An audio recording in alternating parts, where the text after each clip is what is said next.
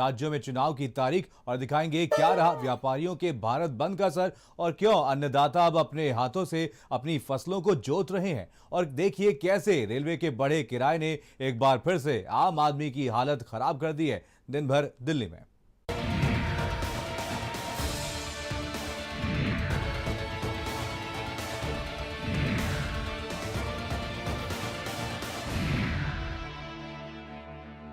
चुनाव आयोग ने पश्चिम बंगाल, तमिलनाडु और केरल सहित 5 राज्यों में घोषित की चुनाव की तारीखें। देखिए कब होगा मतदान, देखिए इस रिपोर्ट में। चुनाव आयोग ने तमिलनाडु, केरल, पश्चिम बंगाल, असम और पुडुचेरी विधानसभा चुनाव की तारीखों का शुक्रवार को ऐलान कर दिया है।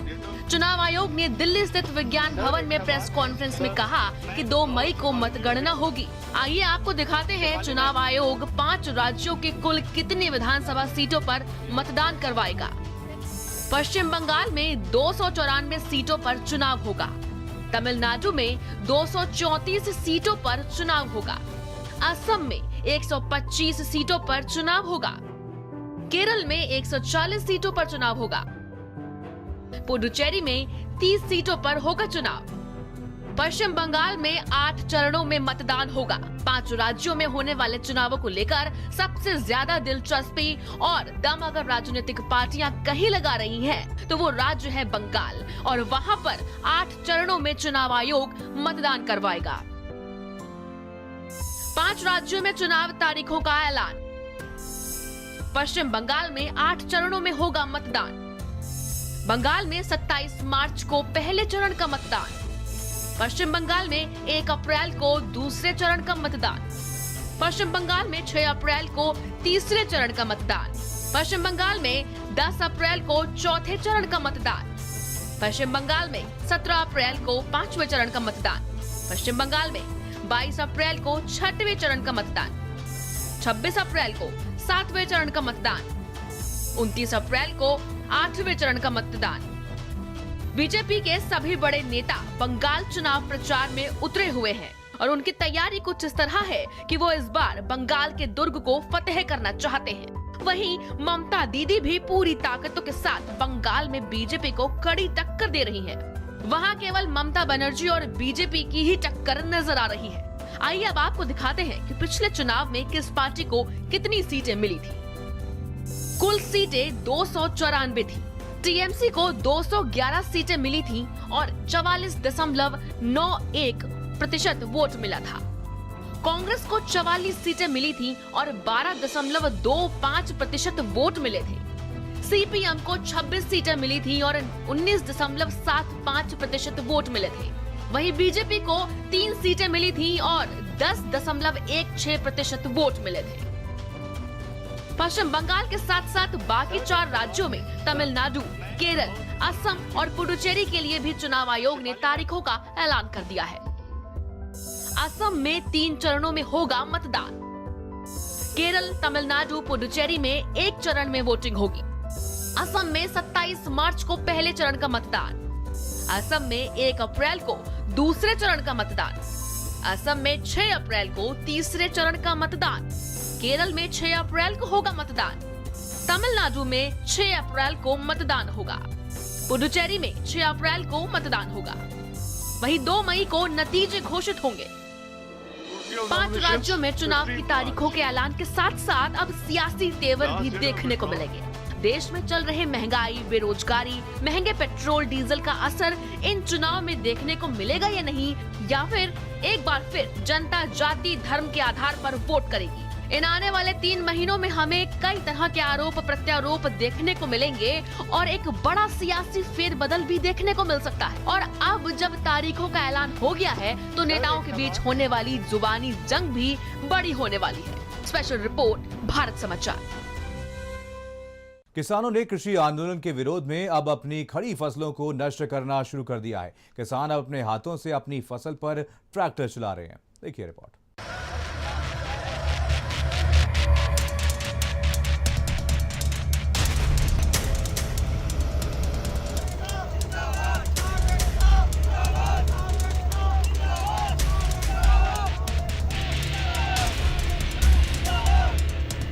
कृषि कानूनों के विरोध में अन्नदाताओं का आक्रोश लगातार बढ़ता जा रहा है। किसानों का ये विरोध इस चरम पर जा चुका है कि यूपी में किसान अपनी खड़ी फसल जोत रहे हैं।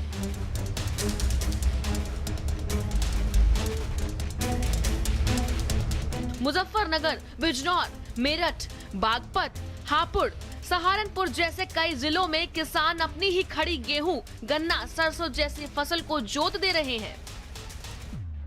अपनी फसलों को किसान बर्बाद कर रहे हैं। सरकार पर बेरुखी, तानाशाही रवैये का आरोप भी लगा रहे हैं। फसलों का वाजिब दाम नहीं मिलता और उसके बाद मौसम की मार भी झेलनी पड़ती है। कहीं कहीं तो गन्ने का सालों से भुगतान ही नहीं हुआ है। ऐसी ही कई मांगों को लेकर किसान आक्रोशित हैं।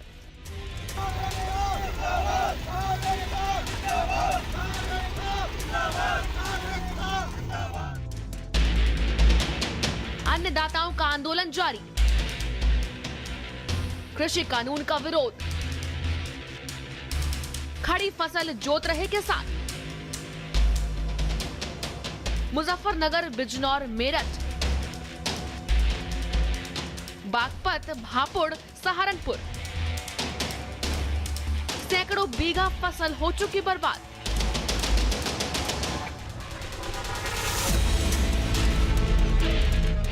मुजफ्फरनगर में भी किसानों ने अपनी फसल पर ट्रैक्टर चलवा दिया। किसान अब काले कानून के विरोध में अपनी खड़ी फसलों को खेत में ही नष्ट कर रहे हैं।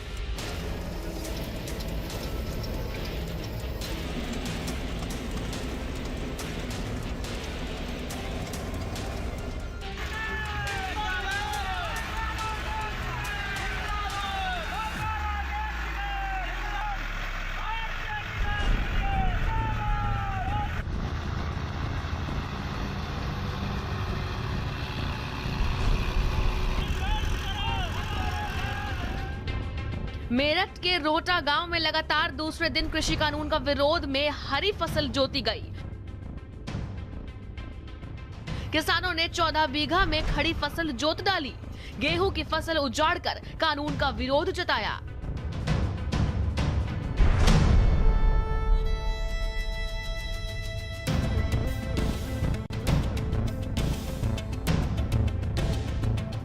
सहारनपुर के तहसील बेहट इलाके के ढाबा माजरा गांव में तीनों कृषि कानून के विरोध में किसान अपनी फसल को जोत रहे हैं। वहीं किसानों का कहना है कि कृषि कानून का लंबे समय से विरोध चल रहा है, लेकिन सरकार किसानों की सुनवाई नहीं कर रही है।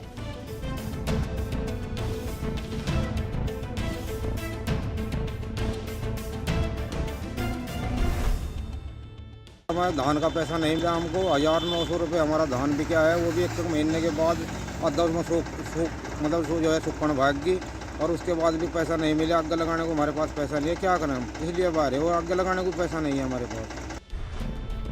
कृषि कानून के विरोध में हापुड़ में नाराज किसानों ने अपनी खड़ी फसल पर ट्रैक्टर चला दिया। किसान काले कानूनों के विरोध में अपनी फसल को ही नष्ट कर रहे हैं। बागपत और बिजनौर में भी किसानों ने अपनी खड़ी फसल पर ट्रैक्टर चलवा दिया। किसानों का गुस्सा लगातार बढ़ता जा रहा है और वो अपनी फसल को नष्ट कर रहे हैं।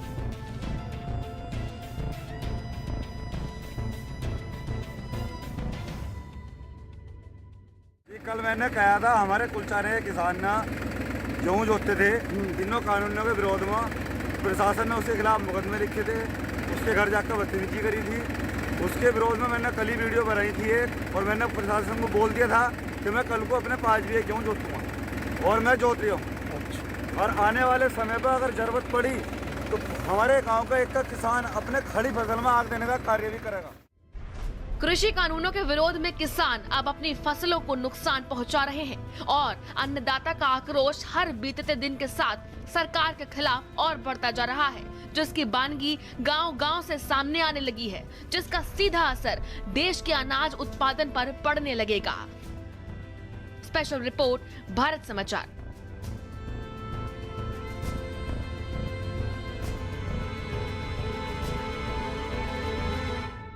देश भर के 8 करोड़ से ज्यादा व्यापारियों और परिवहन और श्रमिक संघों ने पेट्रोल डीजल की बढ़ती कीमतों, जीएसटी में सुधार और ई बिल को लेकर के भारत बंद का ऐलान किया। देखिए क्या रहा बंद का असर और क्या था व्यापारियों की मांग।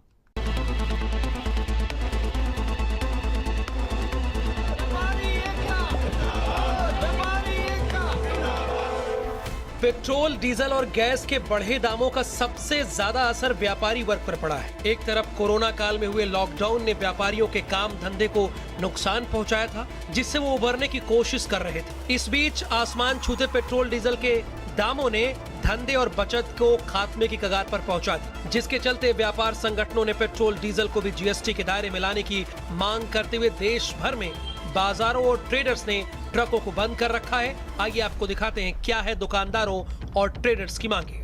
दुकानदारों और ट्रांसपोर्टर्स की मांग, अमेज़न जैसे रिटेल चेन की कथित मनमानी बंद हो, जीएसटी में बदलाव की मांग, ई वे बिल नियमों का विरोध, पेट्रोल डीजल की कीमतें कम हो, एक नेशनल एडवांस रूलिंग अथॉरिटी बनाई जाए, एक अपीलेट ट्रिब्यूनल बनाया जाए, जीएसटी से पहले और बाद के पीरियड के फंसे रिफंड रिलीज हो, जांच एजेंसियों पर लगाम लगाई जाए, व्यापारियों के उत्पीड़न को रोका जाए, हर जिले में जीएसटी कमेटी का गठन हो। एसोसिएशन ने सरकार को 15 दिन का वक्त दिया। लखनऊ के व्यापारियों ने अपनी दुकानों को बंद कर रखा, तो वहीं ट्रांसपोर्टरों ने भी अपने वाहनों को भारत बंद के समर्थन में पार्किंग में ही रखा। बढ़ते डीजल और पेट्रोल के दामों को लेकर के आज भारत बंद का ऐलान है। हालांकि लखनऊ में भी मिला जुला असर दिख रहा है, लेकिन ट्रांसपोर्ट नगर के जो व्यापारी हैं वो तमाम व्यापारियों ने आज बंदी का ऐलान किया है और 11:30 बजे से इस बंदी का ऐलान होगा। उसके बाद शाम 5 बजे एक मसाल यात्रा निकाली जाएगी और रात 8 बजे तक ये बंदी चलेगी। मैं आपको बता दूं कि डीजल और पेट्रोल के साथ साथ गैस के बढ़ते दामों को लेकर के ट्रांसपोर्टरों ने एक चक्का जाम की घोषणा की थी और सरकार को अल्टीमेटम दिया है कि 15 दिन के अंदर अगर डीजल, पेट्रोल और गैस के दामों में कटौती नहीं की गई, उन्हें कम नहीं किया गया, उन्हें कंट्रोल नहीं किया गया, तो एकदम से चक्का जाम करेंगे। आप तस्वीरों में देख सकते हैं कि गाड़ियां अनलोड नहीं की गई। हालांकि आज एक दिन का सांकेतिक प्रदर्शन ट्रांसपोर्ट करेंगे, क्योंकि महंगाई की मार से सभी परेशान हैं। झांसी में भारत बंद को लेकर सभी व्यापारियों ने सुभाषगंज से लेकर बड़े बाजार, मानिक चौक, सिपरी बाजार तक बंद रखा। सभी व्यापारियों ने जीएसटी महंगाई के विरोध में भारत बंद किया। सुभाष चौराहे पर बैठकर सभी व्यापारियों ने मीटिंग में कहा, सरकार हमारी मांगे नहीं मानती है तो आने वाले वक्त में व्यापारी सड़कों पर उतरकर आंदोलन करेंगे।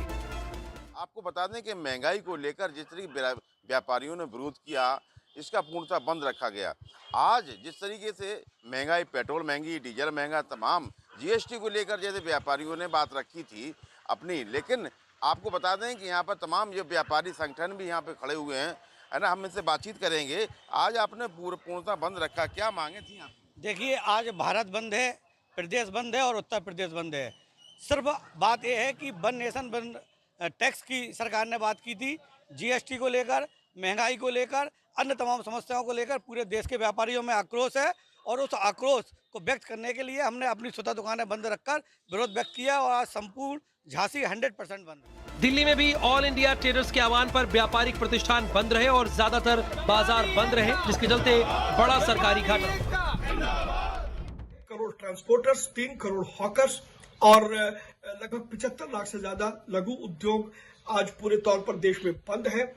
और जीएसटी और ई कॉमर्स पर अपनी चिंताओं को हमने सरकार से अवगत कराने का निर्णय लिया है। आज देश भर में 1500 से ज्यादा स्थानों पर धरने प्रदर्शन होंगे, जिसके माध्यम से सरकार तक अपनी चिंताएं पहुंचाई जाएंगी। आज के व्यापार बंद से लगभग 1 लाख करोड़ रुपए से ज्यादा के व्यापार का नुकसान होगा, किंतु व्यापारी अपना नुकसान कर रहे हैं और जीएसटी के उन प्रोविजंस पर सरकार का ध्यान आकर्षित करना चाहते हैं जो देश की कर प्रणाली के लिए ठीक नहीं है। भारत बंद के समर्थन में देश के कई राज्यों में ट्रांसपोर्टरों का चक्का जाम रहा, जिसके चलते देश में ट्रकों के चक्के जाम रहे और इसकी वजह से सरकार को एक दिन में बड़े राजस्व घाटे का नुकसान उठाना पड़ा। और अगर ट्रेडर्स और व्यापारियों की मांगे नहीं मानी जाती तो 15 दिन बाद व्यापारी संगठन फिर से बड़ा प्रदर्शन करेंगे। स्पेशल रिपोर्ट, भारत समाचार। भारतीय रेलवे ने यात्री ट्रेनों के किराए को बढ़ा दिया है। रेलवे द्वारा जारी बयान के मुताबिक कम दूरी के ट्रेनों के किराए को बढ़ाया गया। रेलवे का किराया बढ़ाने के पीछे का तर्क ये दिया गया है कि कोरोना वायरस के खतरे को ध्यान में रखते हुए किराए में बढ़ोतरी की गई है। रेलवे द्वारा बढ़ाए गए किराए का असर 30 से 40 किलोमीटर तक का सफर करने वाले यात्रियों पर पड़ेगा।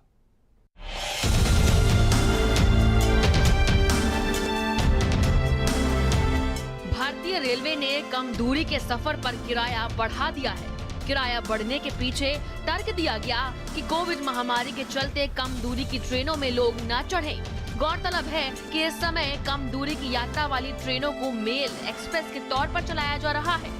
रेलवे का तर्क है कि जो अवॉइड करने वाली जर्नी है उसको लोग अवॉइड करें। यही वजह है कि ट्रेन का किराया महंगा किया गया है। लेकिन इस फैसले से लोकल यात्रियों की जेब पर 2 से 3 गुना तक असर पड़ेगा। तो चलिए आपको बताते हैं पुराने और नए किराए के बीच का फर्क। रेलवे ने महंगा किया किराया, 200% बढ़ाए रेलवे ने दाम।